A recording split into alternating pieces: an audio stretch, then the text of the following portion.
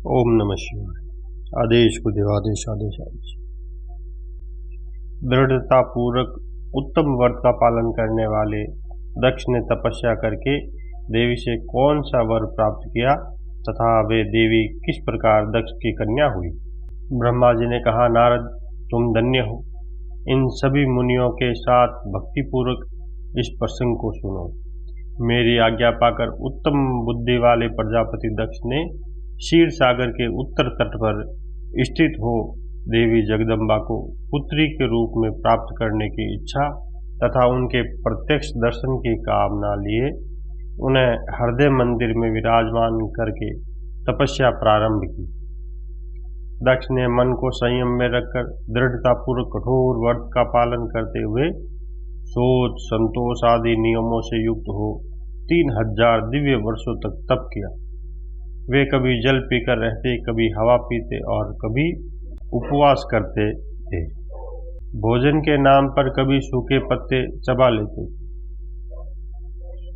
मुनि श्रेष्ठ नारद तदनंतर यम नियम से युक्त हो जगदम्बा की पूजा में लगे हुए दक्ष को देवी ने प्रत्यक्ष दर्शन दिया। जगन्मयी जगदम्बा का प्रत्यक्ष दर्शन पाकर प्रजापति दक्ष ने अपने आप को कृतकृत्य माना। वे कालिका देवी सिंह पर आरूढ़ थी। उनकी अंग कांति श्याम थी, मुख बड़ा ही मनोहर था।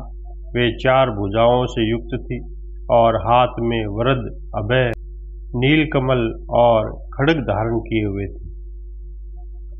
उनकी मूर्ति बड़ी मनोहारिणी थी। नेत्र कुछ कुछ लाल थे। खुले हुए केश बड़े सुंदर दिखाई देते थे। उत्तम प्रभा से प्रकाशित होने वाली उन जगदम्बा को भली भांति प्रणाम करके दक्ष विचित्र वचनावलियों द्वारा उनकी स्तुति करने लगे। दक्ष ने कहा, जगदम्ब, महामाये, जगदीशे, आपको मेरा नमस्कार है। महेश्वरी, आपने कृपा करके मुझे अपने स्वरूप का दर्शन कराया है। भगवती, मुझ पर प्रसन्न होइए। शिवरूपिणी, प्रसन्न होइए। भक्त वरदायिनी, प्रसन्न होइए। जगन्माये, आपको मेरा नमस्कार है। ब्रह्मा जी कहते हैं, मुने, संयत चित्त वाले दक्ष के इस प्रकार स्तुति करने पर महेश्वरी शिवा ने स्वयं ही उनके अभिप्राय को जान लिया तो भी दक्ष से इस प्रकार कहा, दक्ष, तुम्हारी इस उत्तम भक्ति से मैं बहुत संतुष्ट हूँ। तुम अपना मनोवांछित वर मांगो, तुम्हारे लिए मुझे कुछ भी अदेय नहीं है। जगदम्बा की यह बात सुनकर प्रजापति दक्ष बहुत प्रसन्न हुए और उन शिवा को बारंबार प्रणाम करते हुए बोले, जगदम्ब, महामाये, यदि आप मुझे वर देने के लिए उद्यत है तो मेरी बात सुनिए और प्रसन्नतापूर्वक मेरी इच्छा पूर्ण कीजिए। मेरे स्वामी जो भगवान शिव हैं, वे रुद्र नाम धारण करके ब्रह्मा जी के पुत्र रूप में अवर्णित हुए हैं। वे परमात्मा शिव के पूर्णावतार हैं, परंतु आपका कोई अवतार नहीं हुआ है। फिर उनकी पत्नी कौन होगी? अतः शिवे, आप भूतल पर अवर्णित होकर उन महेश्वर को अपने रूप लावण्य से मोहित कीजिए। देवी, आपके सिवा दूसरी कोई स्त्री रुद्रदेव को कभी मोहित नहीं कर सकती। इसलिए आप मेरी पुत्री होकर इस समय महादेव जी की पत्नी होइए। इस प्रकार सुंदर लीला करके आप हर मोहिनी भगवान शिव को मोहित करने वाली बनी।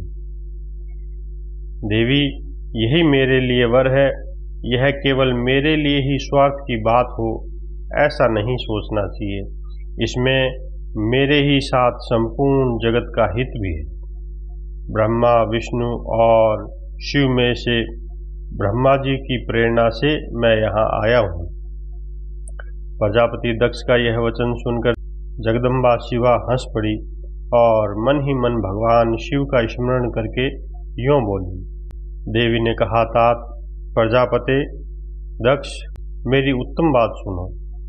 मैं सत्य कहती हूँ, तुम्हारी भक्ति से अत्यंत प्रसन्न हो तुम्हें मनोवांछित वस्तु देने के लिए उद्यत हूँ। दक्ष, यद्यपि मैं महेश्वरी हूँ, तथापि तुम्हारी भक्ति के अधीन हो तुम्हारी पत्नी के गर्भ से तुम्हारी पुत्री के रूप में अवतरित होंगी, इसमें संशय नहीं है।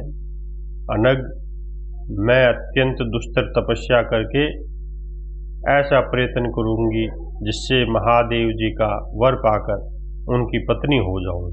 इसके सिवा और किसी उपाय से कार्य सिद्ध नहीं हो सकता, क्योंकि वे भगवान सदाशिव सर्वथा निर्विकार है, ब्रह्मा और विष्णु के भी सेव्य हैं तथा नित्य परिपूर्ण रूप ही है।